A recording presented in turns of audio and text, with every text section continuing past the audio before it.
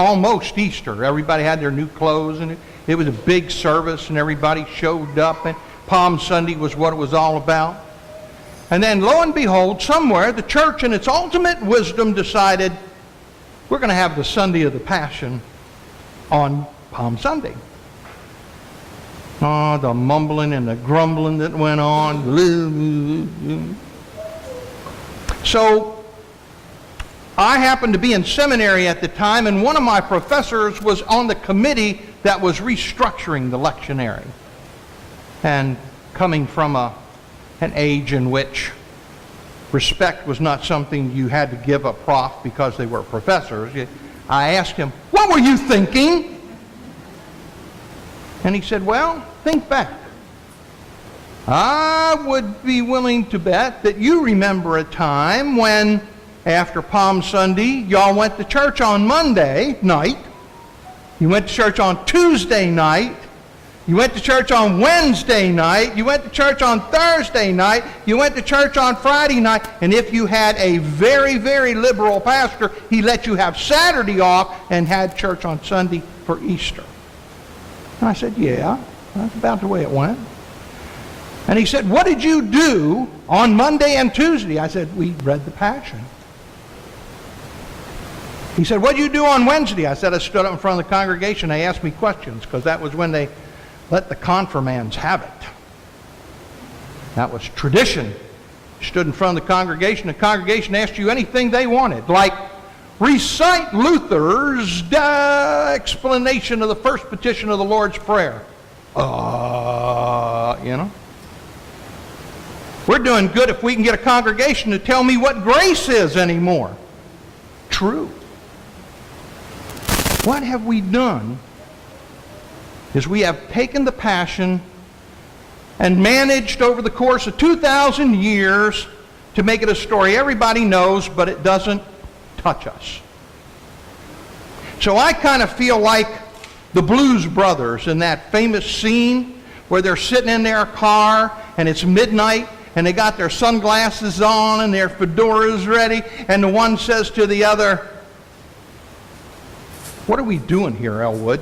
And Elwood says, we have a full tank of gas, a carton of cigarettes, our sunglasses on, and it's midnight, and we're on a mission from God. This morning, I'm on a mission from God.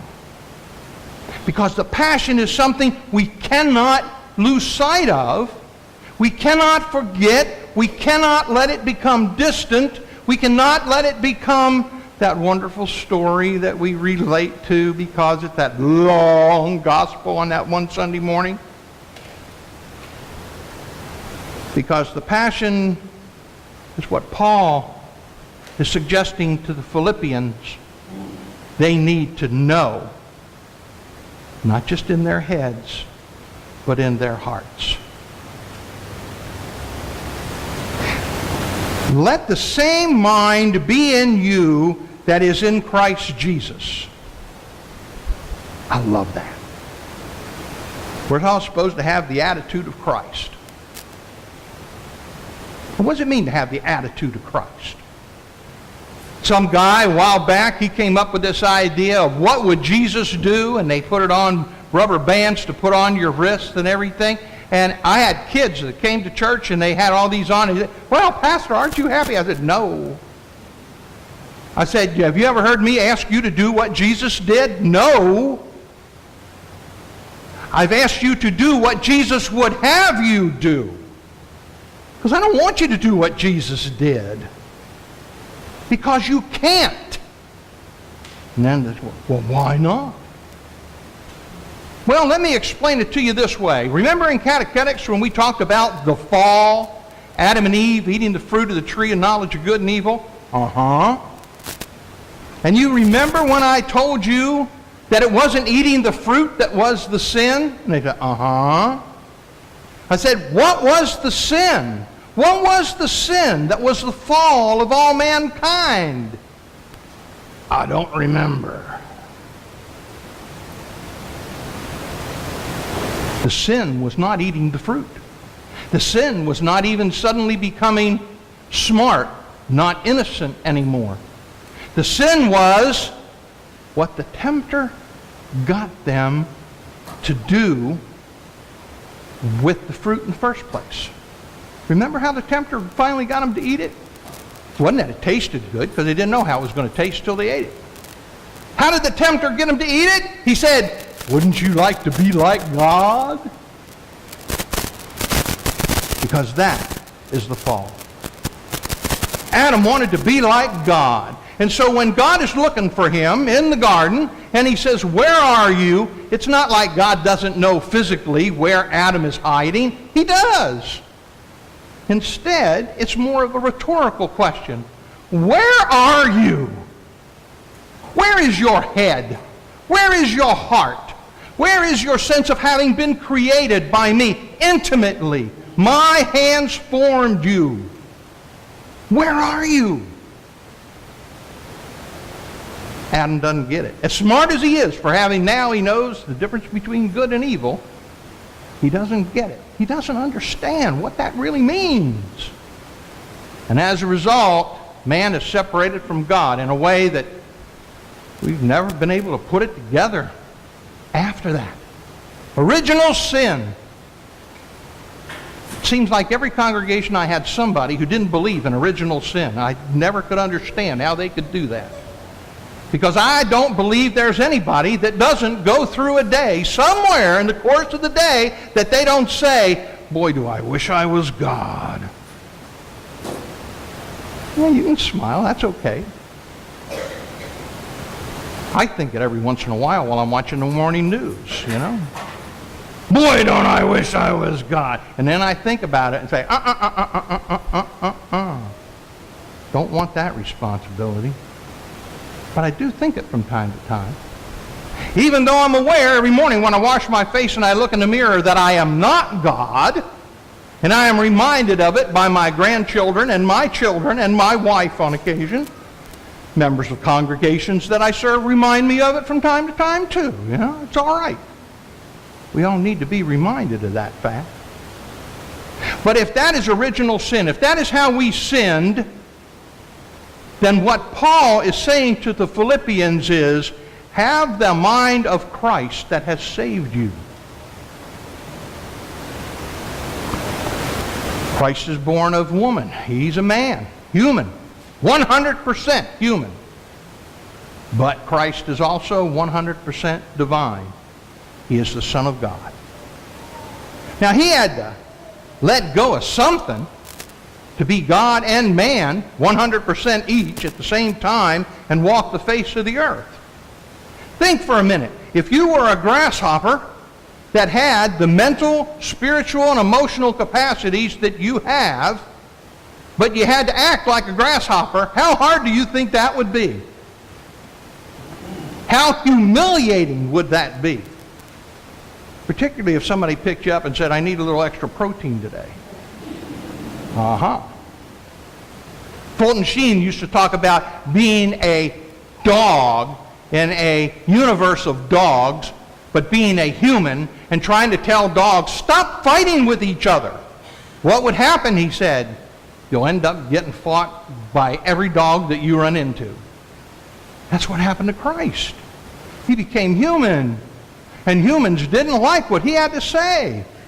That's why he ended up on the cross. He emptied himself to become human, and then empties himself even further and becomes, yes, that old word that we none of us like very much. He became obedient to God's will and emptied himself of even his humanity and became a sacrifice that we may know that we are one with God again. Yes, we still die. That's the wages of sin.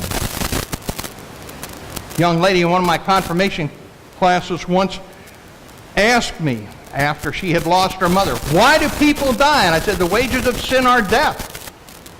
But my mom was a good woman. I said, that doesn't make any difference. I said, I'm a good person, but I sin. She said, yeah, that's different. I said, we all sin. There is no one that walks the face of this earth without sin. So therefore we all die. And thank God that God cared enough about us to send his Son into the world to save us. And he did that by emptying himself. So unlike Adam, who said, I want to be like God, Jesus says, I want to give myself up to be a sacrifice. Not all God, not all man. I'm going to give myself up to be nothing, to be dead. That's what Paul is telling the Philippians. A gentleman by the name of Bruce Ritter, Father Bruce Ritter, he was a member of the Society of Jesuits, was a chaplain and a professor at Manhattan College in New York. Great job, by the way. And he was loved by his students. Students in the university, they loved him.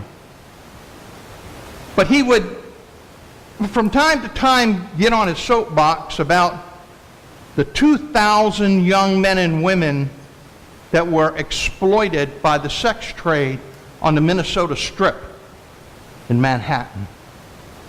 How nobody cared about them, nobody took care of them, nobody worried about them, and they were abused and neglected and used to make money for others, and how terrible that was. And then one day, one of his students said, then why don't you do something about it?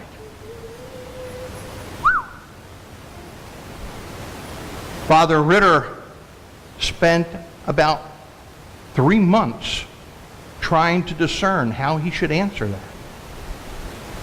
He resigned as chaplain and teacher at Manhattan College, and he started a halfway house for those young children, teenagers. The diocese wasn't happy, so they didn't give him any money. Nobody rushed to his aid and said, oh, you're a great guy, let me give you some money to open this house, or let me give you a house, or let me help you with public relations, let me help you set up phone lines, let me volunteer to walk the streets and show these kids where you're at, let us be counselors for you, let us give them job training. Yeah, he had nobody coming out of the woodwork to help him for years. When finally his halfway house was up and running and making a significant contribution to helping these kids off the street, he was interviewed and he said, this is not what I wanted to do. This is what God has me do. That's about what it's about. Emptying ourselves so that we are then able to put something else in. Fulton Sheen once said, you ever try to put pepper in a salt shaker that was absolutely full? It won't fit.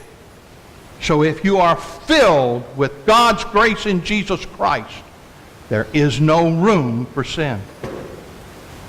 But first we must empty ourselves of that which takes up space. Whoa, that's a pretty big challenge. So what are we going to do? Easter comes and goes. You know, we have a big day and then it's over and we move on. Easter's not what it used to be, now is it?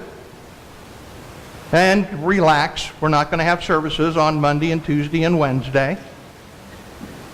And I'm not going to ask you to be here at 6 o'clock until 4 in the morning on Saturday and Sunday. Nor are we having sunrise service at 6 o'clock. That doesn't go over real big anymore either. But what I am going to ask you to do is that book that we all love so much, and I'm not talking about the J.C. Penney's catalog here, folks. That book that we all love so much is in our house, and the story of the Passion is there. Matthew, Mark, Luke, and John. And we do have services on Thursday and Friday for us to be able to look at those things together. But if we forget or we do not allow the Passion to move within us and us understand the sacrifice that's made, what happens in the Passion? It's like we left the Pepsi out open overnight. It goes flat. There's no bubbles on Easter. If you want the bubbles on Easter, you better deal with the Passion the whole week before. because that's the only way it's there. I remember as a kid going to the dentist, I hated it.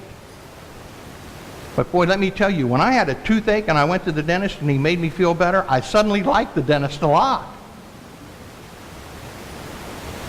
If we know what it is to be empty, then we can find out what it's like to be full when we avail ourselves to that gift.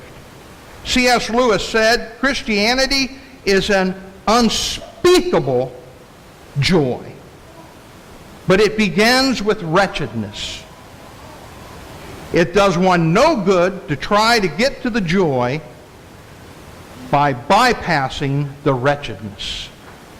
In other words, there's a reason we got to go through the Passion before we get to Easter.